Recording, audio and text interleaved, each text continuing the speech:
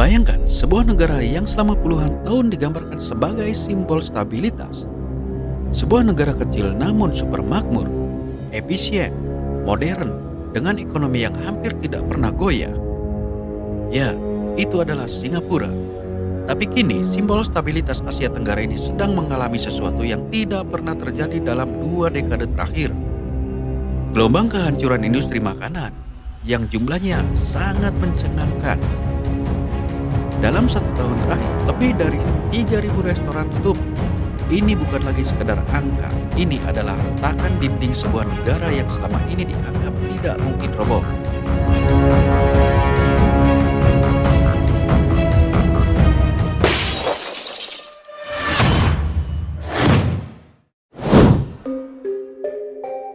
Ratusan restoran tutup setiap bulan.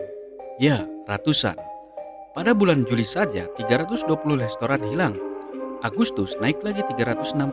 Dalam 20 tahun terakhir, angka setinggi ini tidak pernah terlihat. Seolah-olah Singapura sedang masuk ke fase yang belum pernah mereka alami. Fase rapuh, sektor yang selama ini dianggap paling kokoh, makanan dan minuman tiba-tiba seperti roboh diterpa badai besar.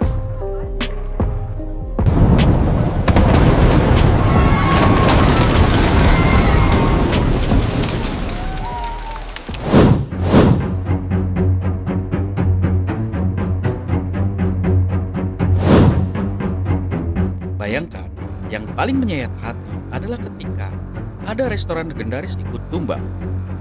Salah satunya sebuah restoran Kangtong yang berdiri sejak 1939.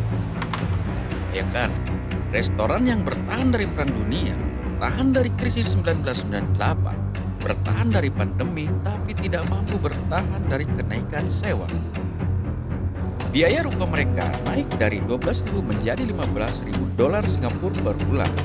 Untuk menutup selisih itu, mereka harus menjual 300 mangkuk tambahan per bulan.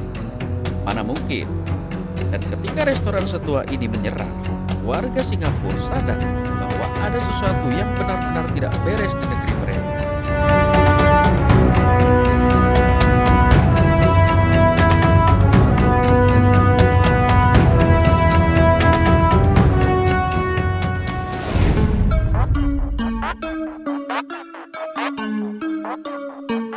Krisis ini ternyata bukan sekedar karena makanan tak laku, bukan salah satu manajemen restoran, bukan karena rasa atau konsep. Akar masalah sesungguhnya jauh lebih gelap. Sewa ruko yang naik tidak wajar. Dalam beberapa kasus naik sampai 20, 30, bahkan 50% dalam setahun. Mengapa bisa begini?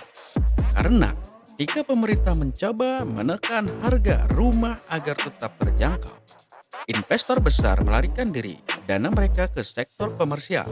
Ruko-ruko F&B berubah menjadi ladang spekulasi. Harga sewa melonjak brutal. Restoran kecil terjepit, restoran menengah tersedak. Bahkan restoran legendaris pun akhirnya roboh.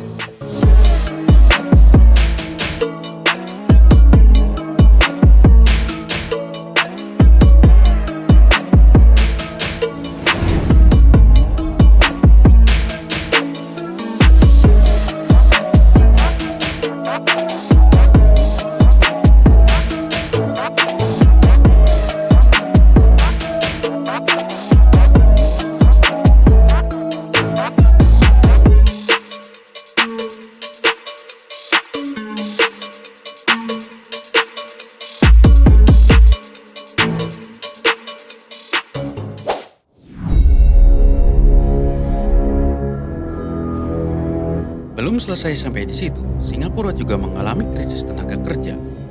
Koki dan staf dapur semakin langka karena perusahaan besar menawarkan gaji tinggi. Restoran kecil tidak mampu bersaing. Dan pukulan lain datang dari perubahan kebiasaan masyarakatnya. Banyak warga Singapura kini lebih memilih makan di Malaysia. Ya betul, mereka rela menyeberang hanya untuk makan lebih murah. Selisih harganya bisa 30 hingga 40%, dan bagi restoran lokal, ini adalah pukulan telak yang membuat banyak dari mereka tak punya pilihan lain selain menyerah.